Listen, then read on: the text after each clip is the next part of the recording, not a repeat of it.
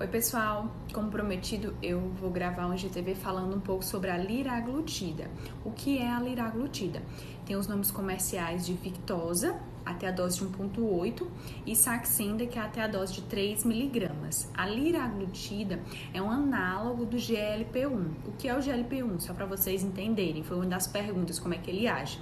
O GLP-1 é um hormônio produzido naturalmente no nosso intestino após alguma ingesta alimentar. Então, ele age liberando insulina para reduzir a glicose. Só que ele age também a nível central, a nível de hipotálamo. E aí é a grande razão de se usar ele com a intenção de perda de peso. Ele age a nível central, reduzindo a fome, aumentando a saciedade, aumentando a plenitude, sem que isso necessariamente reduza o prazer da alimentação. E qual é a diferença entre o Victoza e o Saxenda? Porque são as duas medicações disponíveis da liraglutida no mercado, tá? O Victoza ele está disponível até a dose de 1,8 miligramas e o Saxenda está disponível até a dose de 3 miligramas, tá? Constitui a mesma medicação, porém a que é liberada para emagrecimento é o Saxenda, porque o estudo que fez com que essa medicação fosse liberada é o estudo New England, que é o SCALE, que foi publicado em 2015. E esse estudo randomizado, duplo cego, foi um estudo que usou o Saxenda na dose de 3 miligramas, tá? Então, por isso que a droga liberada para perder peso é o Saxenda de 3 miligramas. Ah, eu não posso usar o Victoza? Pode, é a mesma medicação. Mas o estudo, a comprovação da perda de peso é na dose do Saxenda. E a gente sabe que a perda de peso é dose dependente. E aí outra pergunta que me fizeram foi, eu uso 1,8 e isso inibe minha fome, eu preciso chegar até 3 miligramas? Não necessariamente, vai depender de várias variáveis, certo?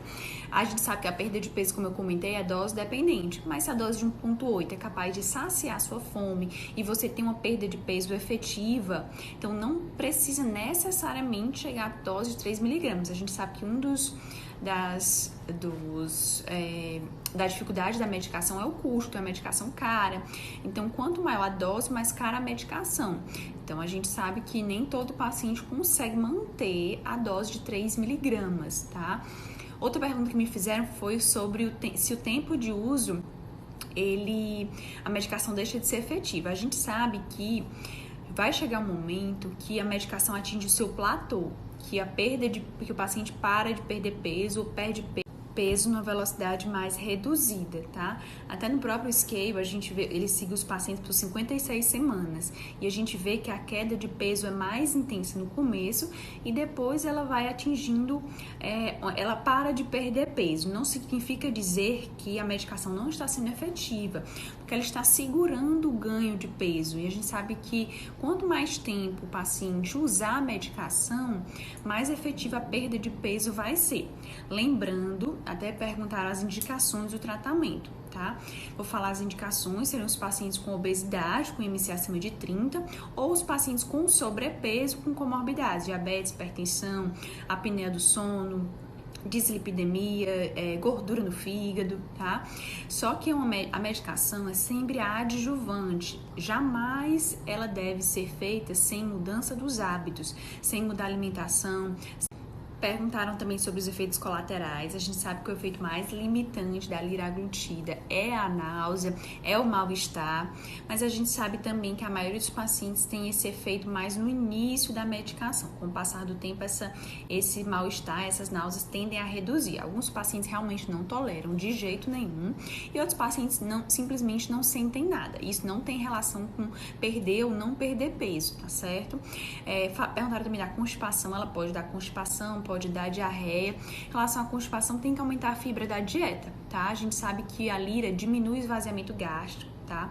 E isso é outro cuidado que eu quero chamar a atenção também, que por diminuir o esvaziamento gástrico, você tem que tomar cuidados com procedimentos que você vai fazer, cirúrgicos, de avisar o médico assistente, todo procedimento que você for fazer, que usa a medicação. A gente sabe que a medicação ela não é isenta de riscos. Existe um grande medo da liraglutida com relação à pancreatite, mas a gente sabe que os estudos não mostraram que a lira em si aumentou o risco de pancreatite. Isso não foi significativo. Então, não tem indicação de ficar dosando amilase e lipase, a não ser que o paciente tenha clínica de pancreatite, tá? Perguntaram sobre hipoglicemia. Existe um risco muito pequeno de hipoglicemia, principalmente hipoglicemia em jejum, muito pequeno, tá? Então, principalmente para pacientes que usam outras medicações, às vezes outros antidiabéticos, que podem aumentar o risco de hipoglicemia, esse risco pode ser maior, tá bom?